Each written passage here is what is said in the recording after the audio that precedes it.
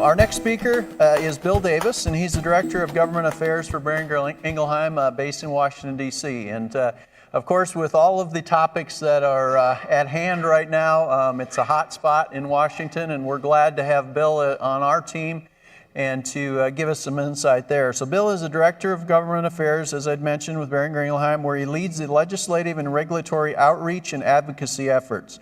Bill has a master's degree in international commerce and policy from George Mason University and completed his undergraduate degree at Sacred Heart University. Prior to joining BI, he worked with the National Pork Producers Council as Senior Director of Congressional Relations, where he led the congressional outreach and advocacy efforts. So obviously, Bill has some good insight into our industry, which is certainly a positive for us. So, Bill? As Del mentioned, I am the Director of Congressional Relations in our Washington, D.C. office. Appreciate the opportunity to be here with you all here this afternoon. As Del mentioned, I joined BI about a year ago to take over the animal health portion of our government affairs and came over from the National Pork Producers Council. So I feel right at home in front of an audience like this. Spent a number of years at NPPC leading up their lobbying shop. So have a long history, both kind of on and off the Hill in D.C., working in animal health, animal policy issues. And as Del alluded to, we've got a number of issues moving here in Capitol Hill, a number of issues that are very important to the operations and to the work that you're doing on a daily basis. So look forward to sharing some of those with you here. I'm going to do a quick rundown in my presentation of a snapshot of the election recap from last fall and a little bit of laying the landscape for what the 116th Congress looks like. As many of you know, we did have an election last November, so we have a brand new Congress as of this January. I'll walk through what that looks like, a little bit of what between now and the 2020 landscape looks like, and I know it's crazy that we're already talking 2020 election, but the fact is, each election cycle it seems to creep up earlier and earlier, and I think as you've probably seen in the press, we've got virtually the entire Democratic caucus in the United States Senate running for president right now. So I half kid, but I think we do have there are 7 senators who've already announced that they're running for president. At this moment, we just had a couple more governors jump in. And if you go back from previous cycles, at this point in time in the cycle, you'd maybe have 1, maybe 2 candidates who are in at this point in time, sometimes none. Right now, we're already in double digits, and that's going to continue to grow on that side. So we'll talk through what that looks like, and then we'll jump into some of the issues that are facing the animal health, agriculture, and the pork sector here in 2019 and moving into 2020.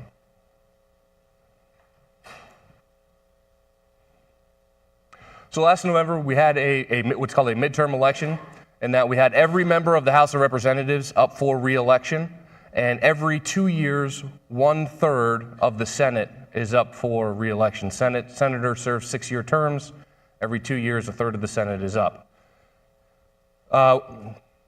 Last year, it was what most predicted going into the cycle to be what's called a swing election cycle or a wave election cycle, in that going into November, Republicans controlled all chambers within D.C., the House of Representatives, the Senate, and the White House, and by and large the Supreme Court. It's very rare that you get to a point where one party controls all chambers within D.C., and traditionally what happens when you do have a situation like that is you see the pendulum swing the other way a little bit, and you see the other party take back a little bit of control in that. And that's what we saw last November, particularly in the House side.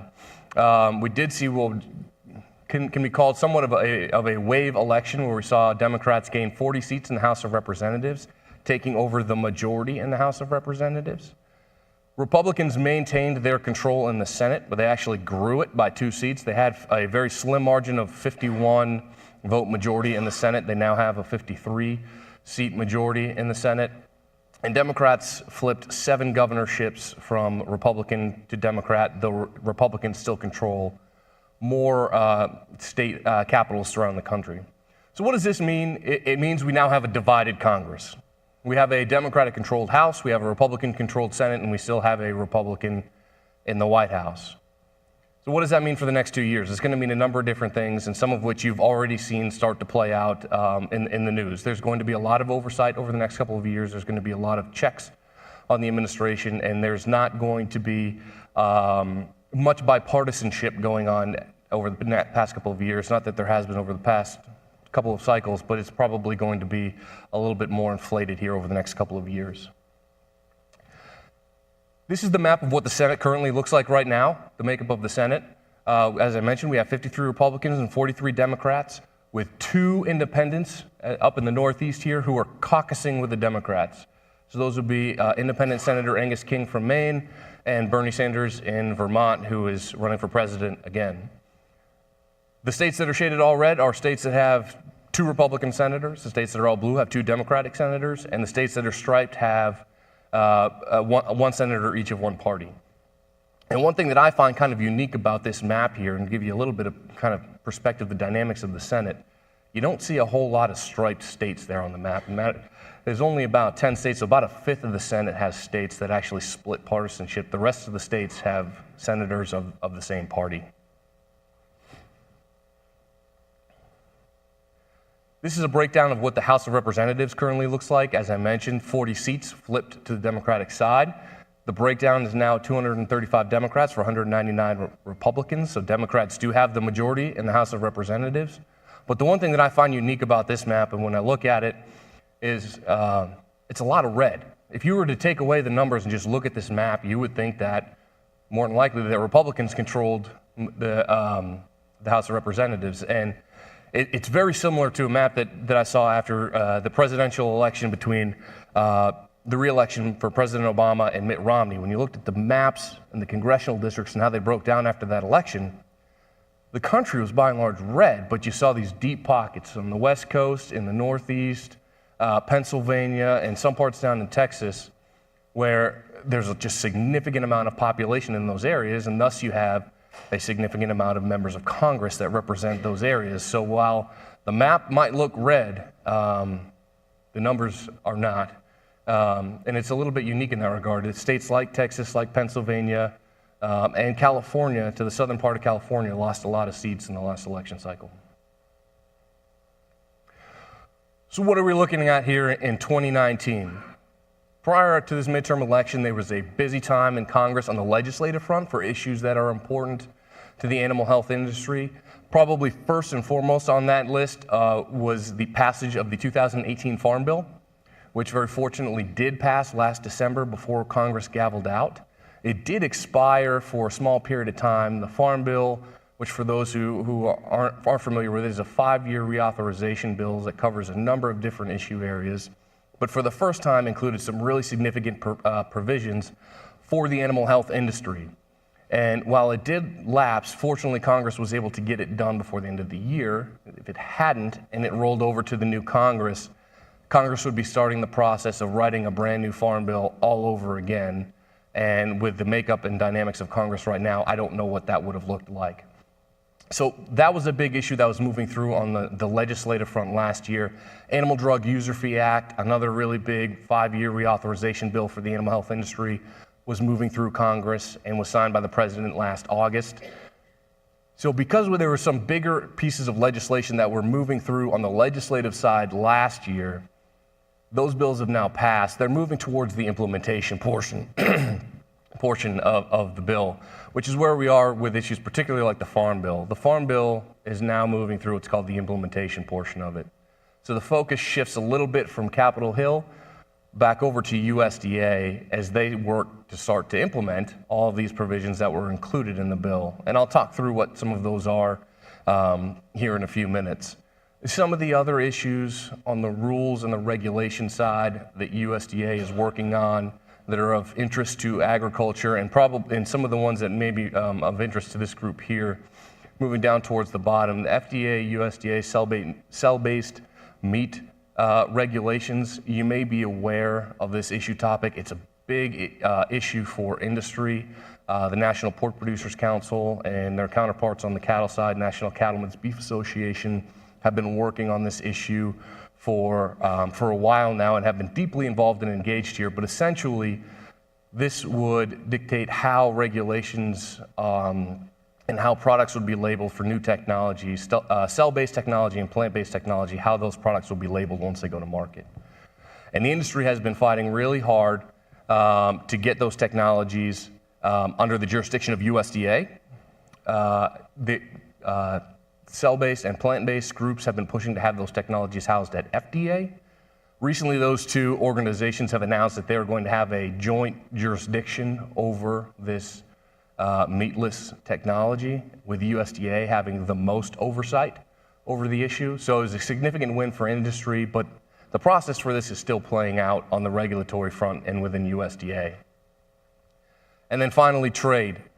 Trade, you can't have a conversation about animal health policy, animal ag policy without talking about trade. It's probably the single hottest topic going right now in DC, and I'm sure you all are aware of what's going on the trade front, and I'll talk through what some of that looks like. We've got a number of issues this year. Passage of the USMCA, which is the new Nafta, has to go before Congress this year. And then, of course, dealing with retaliatory tariffs from China, from Mexico, negotiating a trade deal with Japan, which is the largest value market for the pork industry, and then negotiating a trade deal with the EU, which has significant opportunity for agriculture and for the pork industry, but is going to be a really high mountain to climb to get agriculture, one, included in the deal, but then also to get agriculture included in the deal in a way that's going to be work best for industry. And I'll talk through some of those a bit more in here in just a minute. So as we're rolling into this year, who are the key players that are working through some of these legislative processes, these issues, the Farm Bill, these trade issues? As I said, we have a brand new 116th Congress. It's only 3 months old, though we did have the longest shutdown in the history of our country, so they've only been at work for about 2 months. Senate leadership, which I mentioned, the majority in the Senate stayed the same, with the Republicans maintaining control. A lot of familiar faces up here on Senate leadership, folks that you probably see on the news on a fairly regular basis. Mitch McConnell still is the majority leader on the Republican side in the House. His counterpart, Chuck Schumer of New York, again, you probably see those folks in the news quite a bit. They stayed relatively status quo. The newest face that's up here is John Thune from South Dakota, who's taking over for John Cornyn from Texas as whip. House leadership is where you're going to see most of the changes right now, and where I mentioned having a divided Congress, this is where the leadership changes have really taken place. And again, I'm sure you're aware, Speaker Pelosi, again, now has the gavel on the House side, leading the House Democratic Caucus. She is again Speaker of the House. The two right below her are folks that are familiar faces, have been around for a couple of years. They've just moved up to Majority Leader and Majority Whip, Steny Hoyer of Maryland and James Clyburn of South Carolina. Some of the bigger changes here are on the Republican side.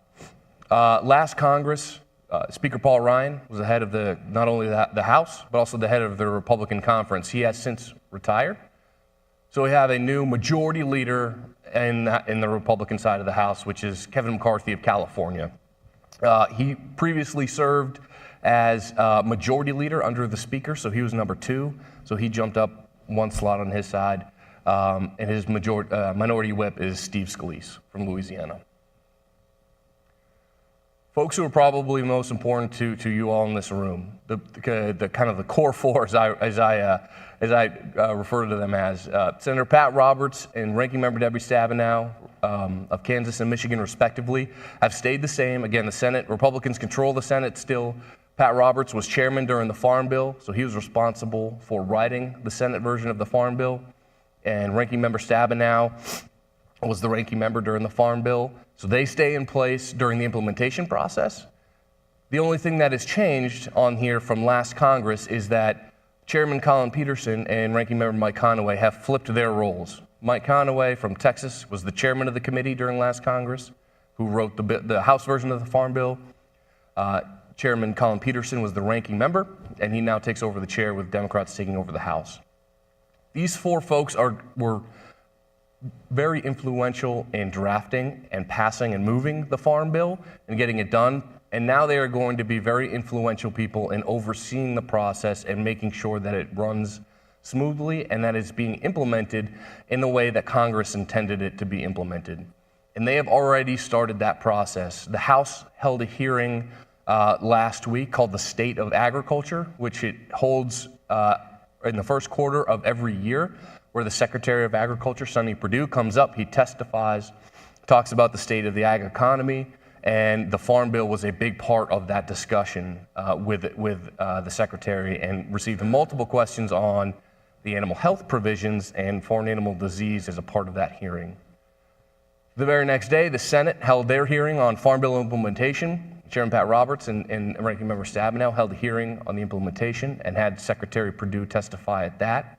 So these four folks are already starting the process of making sure that the Farm Bill is going to be implemented on time in the way, again, that Congress intended it to be. Appropriations, these are the folks that are in charge of all the money in DC, not only for agriculture, but for a number of different programs. You may have seen some of these folks being interviewed on the news, specifically on conversations surrounding border wall, but these four folks will be very influential as some of these Farm Bill programs go into implementation, but also as other priorities on the foreign animal disease front need funding. These are the folks that are going to oversee that process and are going to be in charge of signing off on what programs receive funding, what new programs need to be added, and where all the money goes. Senate Finance and House Ways and Means, these folks are in charge of trade, tax and trade. They're going to be very influential members here for the next couple of months. Not only do they have oversight on the trade process, but they have oversight, again, as I mentioned, on tax, and they're going to be doing a lot of oversight hearings on the administration, particularly on the House side. But Chairman Grassley, previous member, chairman of the Senate Finance Committee, was chairman of the Senate Judiciary Committee last Congress, has come back now to finance because he wants to oversee some of these trade issues like shepherding USMCA through Congress. He's a big proponent of trade, big proponent of agriculture trade. Coming from Iowa, he understands the trade side of things. So is really on the trade side of issues is a very key ally for agriculture to have at the helm for Senate Finance. As I mentioned, I know it sounds a little crazy to already be talking about 2020, but I just wanted to give you an idea of what the map looks like because we're already in the 2020 election cycle, like it or not, and I'm sure some of you are not ready to jump back into those commercials and phone calls and knocking on doors. We're already there. And as I mentioned, the Senate has a third of their caucus that's up every 2 years. So this is what that third is going to look like in 2020. And as you can see, there's a lot of red on that map.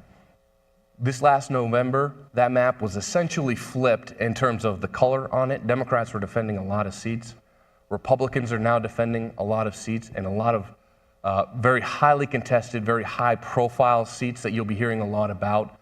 Seats like Tom Tillis in North Carolina, Senator Perdue in Georgia, Senator Ernst in Iowa, Cory Gardner in Colorado. These are all going to be high-profile seats. There's going to be a lot of money spent, and there's going to be a number of challengers in those seats. Of the blue states that are on there, there's really only one state that's up for that's a toss-up or really up to potentially flip. That's next 2020, and that's Alabama.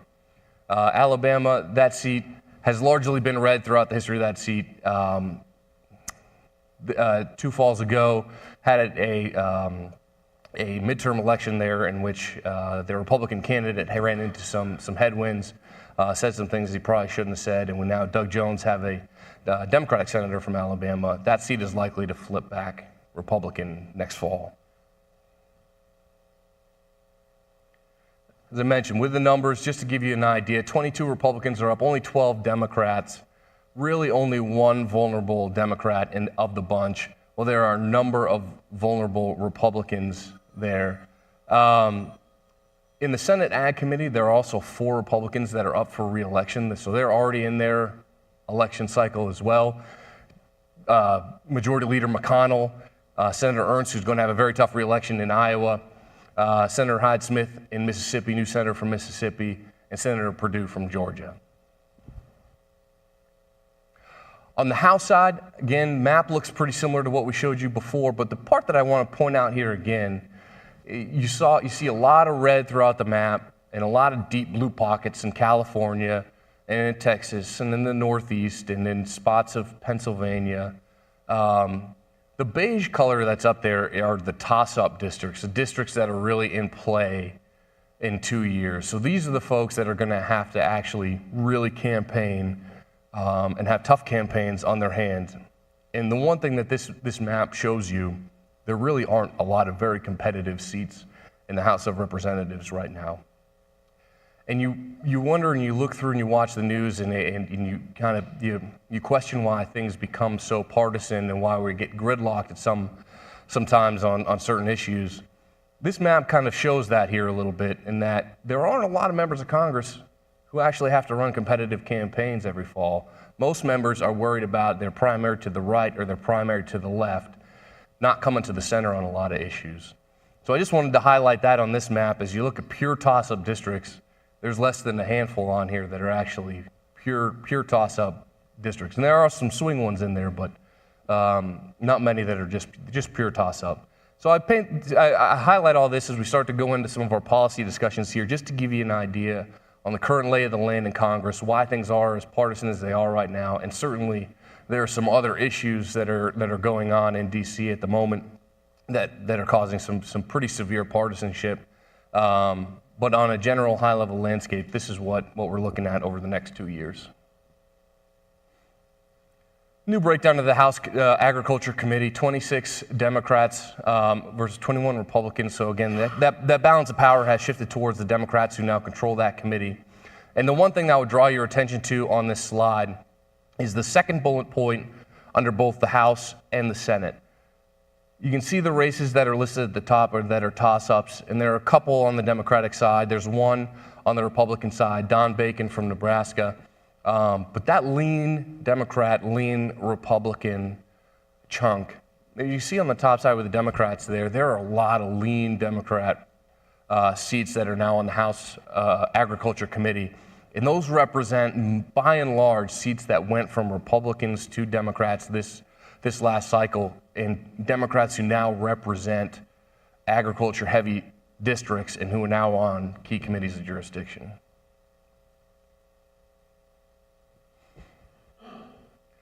So moving on to from the political side of things to some of the policy side of things here in D.C., I'm going to start off with trade, which I know, again, is at the top of mind for a lot of folks, top of mind for our industry.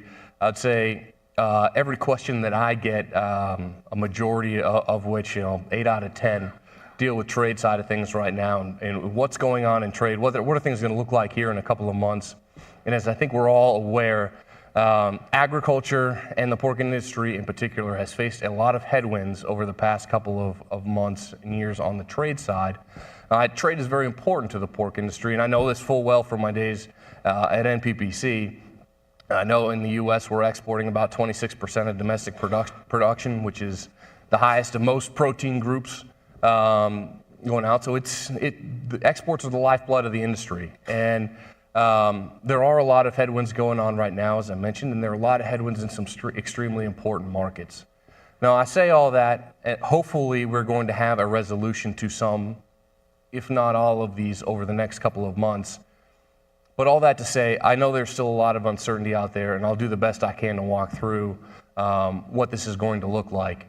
The volumes have held steady for the most part for most of 2018, but value is down slightly on that side, and you can see on bullet number 2, year over year, volume down 8% and value down 12%. As again, it's just there's significant headwinds here, and Iowa State did a great piece looking at some of the economic impacts here of what the industry has faced from some of these 232 tariffs, 301 tariffs. You may have heard that term. The steel and aluminum tariffs that the administration has levied on some of our biggest trading partners, folks like Mexico, China, and others. They've turned back and put retaliatory tariffs on a lot of our products, and they're smart in the way that they do it. Agriculture is always low-hanging fruit to retaliate against, and again, going back to my NPPC days, I remember working on retaliatory tariffs in Mexico when we were working on a trucking issue through Nafta. But they went after bourbon products, so Kentucky, Mitch McConnell, Harley Davidson, Paul Ryan in Wisconsin, Levi Jeans, Nancy Pelosi in California. They'll target products that they know are going to hit folks hard, that are influential on the legislative side. They're smart about how they go about that process.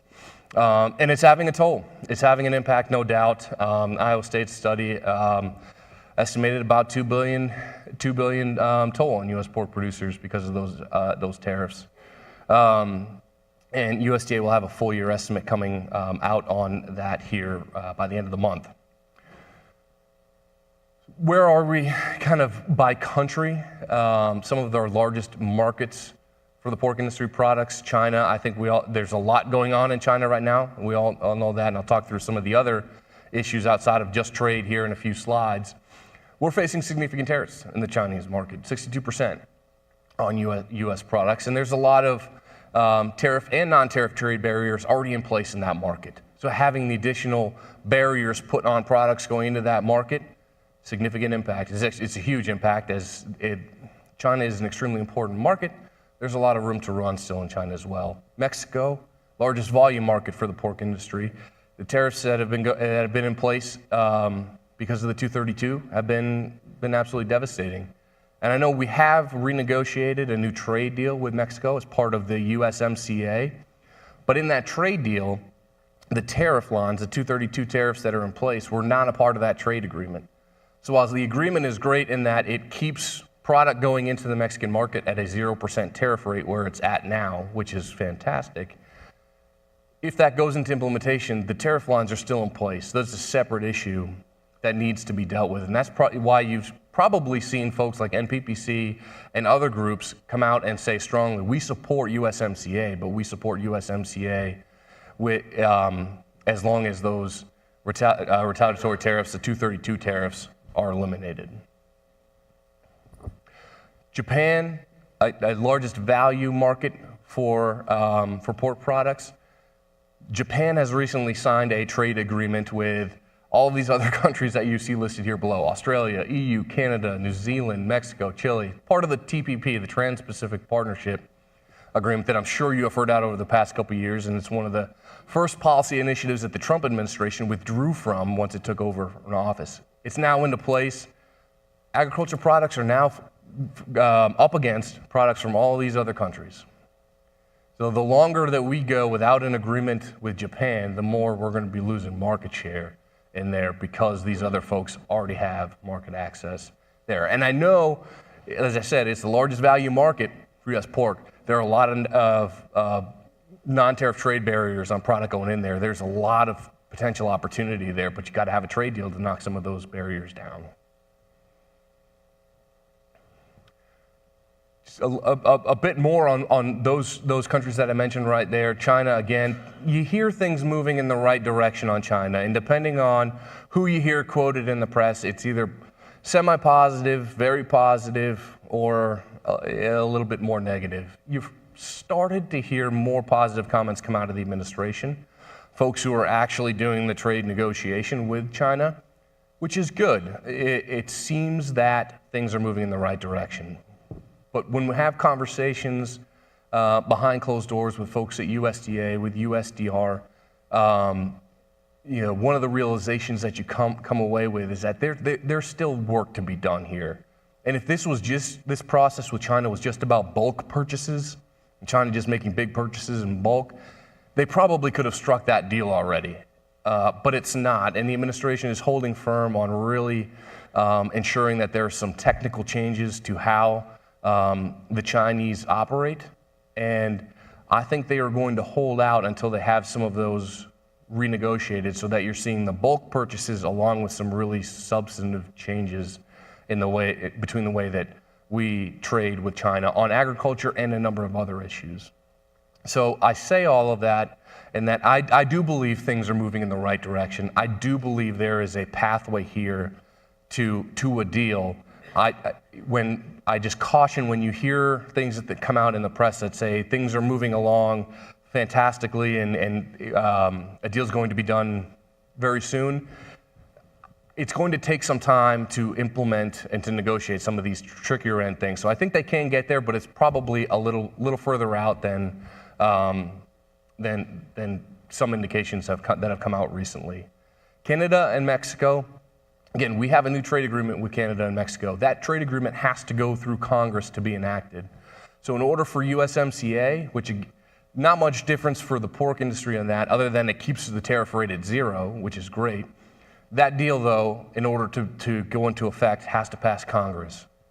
And as I showed before, we've got a divided Congress and a Democratic House that is not really eager to give this administration significant policy wins going into a presidential election cycle. Not to mention, from a political side, they have some pretty substantive policy issues with the renegotiated deal. And for those who have followed trade policy moving through Congress before, it's always been a pretty razor-thin vote. Whether you're doing trade promotion authority or an actual trade agreement, it usually always passes Congress by a razor-thin margin. That's going to be the case here with USMCA. This might be the toughest trade vote to pass since CAFTA, the Central American Trade Agreement, in 2005. That vote passed the House of Representatives by 2 votes, and it passed the Senate by only 10 votes, which is a small margin for the Senate on a trade deal. This is going to be that close. And as I stand here today, I honestly can't tell you whether I think that's going to pass or not pass through Congress. It's going to be extremely difficult. There's going to have to be a lot of old school shoe leather lobbying from the administration to get some of these members of Congress to support this deal. Because even folks on the Republican side, there are so many new members who have not voted on a trade deal since they've come to Congress. There's just a lot of new faces in Congress. They haven't voted on a trade deal before. It's an uphill climb, but it will be coming up at some point this year. And of course, all of that in play, what is NAFTA going to look like as this process moves forward here? I highlight that what's actually in the agreement is good, but again, those tariffs don't go away. So the position of industry has been, this is a great deal. We appreciate all that you're doing to renegotiate this. 232 tariffs have to go away. Japan, we talked about Japan a little bit here. We've got to start a trade negotiation with the Japanese. We're losing market share there. Other countries, they've signed a deal with Japan through TPP or otherwise that are now at a significant advantage going into that market.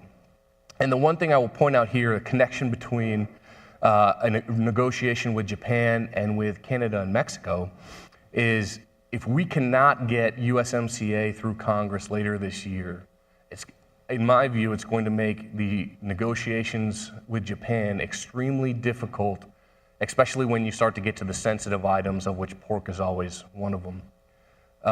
If we can't pass USMCA, why would the Japanese start to negotiate a trade deal with us if they don't believe that it's actually going to be able to move through Congress? So USMCA is very important for those markets, but the trickle of where it could lead to other deals getting done is also significant too. And then the EU as well. There's been a lot of talk of a trade deal starting up with the EU recently. The view of the European Union is that agriculture is not a part of that deal. As many of you, I'm sure, are aware, the United States and the EU view agriculture differently. The Congress's will and the administration's will is that agriculture is a part of this deal. Now, this has gone back and forth for a number of years now between the United States and the EU. There are a lot of significant issues that would need to be ironed out to have agriculture included in a final deal in a meaningful way. I am not as enthusiastic about that deal being able to get done with ag included in the short term, but we will see. I do think there's going to be a lot of talks here over the summer of a deal starting up, but then we'll see kind of where agriculture falls in that piece. There, as I said, a lot of members of Congress are not going to want to see agriculture excluded from that deal. Going back to switching gears just a little bit here to the Farm Bill implementation process. As I mentioned, in 2018, we were very fortunate to get a Farm Bill passed and signed by Congress. It did run a little bit past its expiration date, which was September, but September to end of December, we'll take that in terms of Farm Bill lapse.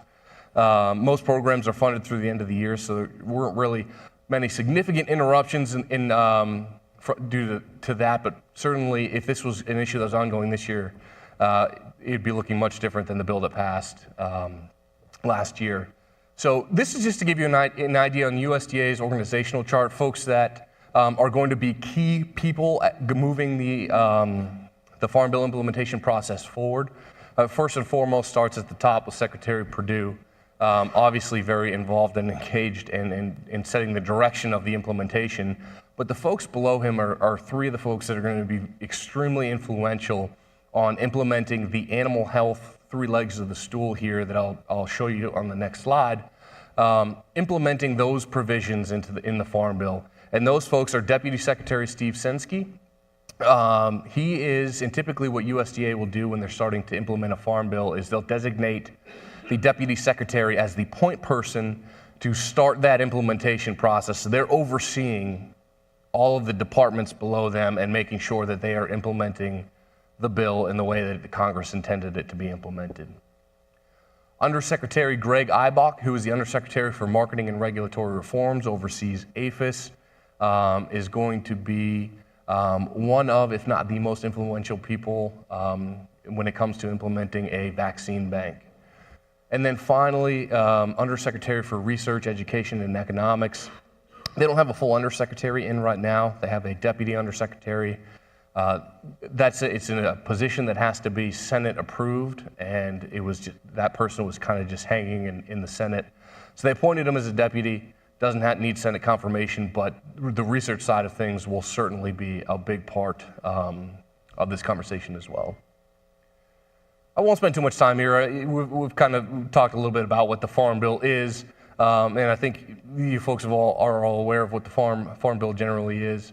But as I did mention, animal health is included this time around, and that is significant because for the most time, animal health groups or protein groups have used the Farm Bill as an opportunity to keep things out. This was one of the first times that groups actually had an ask to try to put something into the Farm Bill. So folks like the National Pork Producers Council, their number one priority within the Farm Bill was getting mandatory funding for a foot and mouth disease vaccine bank, and they were successful in doing that. So it was a very big Farm Bill in that regard. And animal health provisions, there was not a lot of new money in this Farm Bill. Animal health provisions got by far the largest allocation of new money of any program in the bill, which is another positive sign that lawmakers are starting to understand the importance of funding some of the needed programs around animal health. And the other part I'll highlight as I'm going to my next slide here. The animal health provisions, there are a lot of political things within the Farm Bill. Nutrition programs always come down on partisan lines. Animal health provisions had pretty strong bipartisan support across the aisle. So Republican, Democrat, it really didn't matter on those provisions. It was pretty strong bipartisan support and understanding of why these are needed.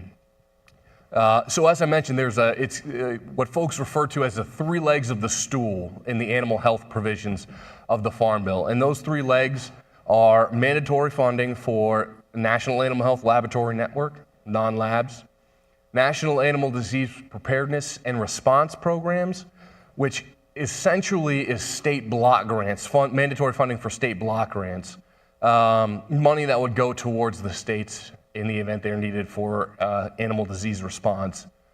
That provision was largely pushed by the poultry industry. A lot of lessons learned on high-path AI and other issues that where just the funding between the government and states was just, or communication between government and the states was not running at its peak, and that's where this program is designed to do, really boots on the ground, rapid response. And then the third piece, which was the number one piece pushed by the pork industry and the beef industry, is a National Animal Health Vaccine Bank with a priority on foot and mouth disease. I phrase it that way because most people refer to it as a foot and mouth disease vaccine bank. It's technically not a foot and mouth disease vaccine bank. It's an animal vaccine bank with a priority on FMD. So this bank is intended to start with FMD, but then become something bigger as time goes on and needs develop. So what Congress did is they broke it down into the funding into two portions. Farm Bill is 5 years. So in the first 4 years of the bill, Congress allocated $120 million to be split amongst those three programs, with a mandatory 20 going towards the disease prevention. So really, in the first 4 years, you get $100 million that is money that's out there that can go to any of those three programs.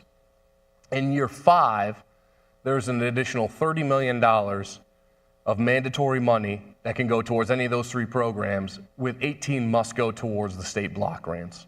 So an additional 12, so really you're looking at $112 million that can go to any 3 of those programs. That money can be allocated as the Secretary of Agriculture sees fit.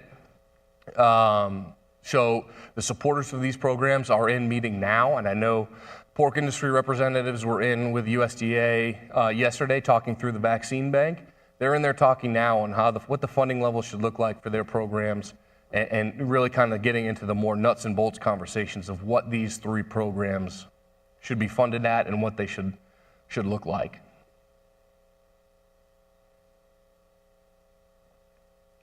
And finally, just in closing up here on the foreign animal disease side, an issue I know everyone in this room is aware of, African swine fever. I will tell you, you cannot go into USDA or a majority of Capitol Hill offices these days without this coming up as a topic. They are keenly aware of what is going on the ASF side, the threats that it poses. They are working meaning USDA, is working diligently with industry to come up with some best practice solutions to keep this out. And as some of you may have seen yesterday, a recent announcement from USDA with some new programs that they're going to be implementing, with the goal, obviously, to keep this off the U.S. mainland. But some of the things that they're looking to do are positive, and I think it shows that USDA is, they are invested in this process. They are doing what they can right now with this issue area, and most of what they are doing is on the screening process of stuff coming in. They're increasing their beagle teams, so they added 60 new beagle teams, now 179 around the country at U.S. air and seaports. That's something that industry has been advocating for, increasing the beagles number. They're increasing screenings, high-risk travelers that are coming from areas that could be high risk for ASF or having to go through additional screenings, increased inspections on garbage feeding, increased collaboration with the Canadians and the Mexicans. All of these are going on right now. USDA is adding more resources to this. So I wanted to highlight this, in that we're all, I think, aware of the threat that ASF presents and kind of what this is, but I just wanted to highlight it is a big priority for USDA right now. And as I said, you can't really have a conversation over there without them bringing it up in some fashion. And I know one other thing I'll mention on ASF, I haven't had a chance to really look into what the resolution details were, but NPPC, and some of you may have attended this, they had their annual forum earlier this week, and they passed a resolution on foreign animal disease. And they were supportive. A lot of these measures are in what is supportive of industry. So what I think that shows is USDA and industry seem to be on the same page here, which is good. They're working very closely with industry. I think the only thing that USDA didn't announce that I saw in the resolution, and again, I just saw it very quickly, was that NPPC was also advocating for soy-based feed products, restrictions on imports of soy-based feed products on there as well. So all that to say, it seems like industry, USDA are on the same page. They're working very closely together. A lot of conversations going on about this, and certainly it's something that it's going to continue to be at the forefront here, I think, for the next couple of weeks and months. With that, Dell, I don't know if you have time for questions. I don't know what we did on time there, but. Yeah, we have time for just a couple of questions. So, got one in the back here. So, on the USDA FDA decision about gene-edited or meat, non-meat feed, Yep. however you want to call that, is the government going to block us using gene-edited pigs that are further resistant? Yeah, that's a great question, and I know that that's something that the industry has been working very closely with them on. From what this deal is that was announced between USDA and FDA, it doesn't address those issues. So I know those conversations are still ongoing, The agreement that came out through, that was just recently announced here, strictly is covering the cell-based meat production and the plant-based meat production and how those can be labeled once they come to market. So I know that's an issue that they're still having a lot of conversations on, but they haven't gotten to the point where they're ready to implement. Lobbying to not let those products be labeled as meat. The folks that are making those products. So you're saying they want it to not be labeled as meat? Not be labeled as Oh, the industry groups do not want it labeled as meat. So meat. We all refer to it. I mean, I was at a meeting a couple weeks ago with the cattlemen, they're talking about fake meat. Yeah. Let's call it meat. Let's call it fake cell culture, whatever it is. yeah, so it's it's an interesting point, and it goes all the way back. And I think the industry is trying to learn a lot of lessons from the dairy side and how milk is labeled. You have all these milk products that are out there now, almond milk. You can't milk an almond. They want to make, and this is now where the meat industries are turned to figure out this labeling scheme. And I think why they go to USDA and why they push for USDA to be the champion or the lead agency for oversight is because it's a much friendlier audience than USDA. The downside of that is USDA regulates meat. So you can't have it under USDA but not also acknowledge that it's some type of meat. What you can do is make sure that it's labeled in a way that it's clearly stating that it's not just meat, it's meat alternative, whatever they come up with. You have imitation crab meat, however they decide to label it, they're working through that. But USDA, as opposed to FDA for agriculture, is a much, much friendlier audience. And I think that's why the industry wanted to push for that USDA. And even though you do have that meat component portion of it, you have much more control over the rest of the process than you would at FDA. It's a good question. And I know it's one that comes up with the industry, and it's a very passionate topic with industry too. And it's been kind of fascinating to see this come together. But I know industry is happy to see the USDA be the lead on this, and hopefully they'll continue to be able to find a good resolution to that. Bill, thanks a lot. Yeah. Appreciate it. Yeah.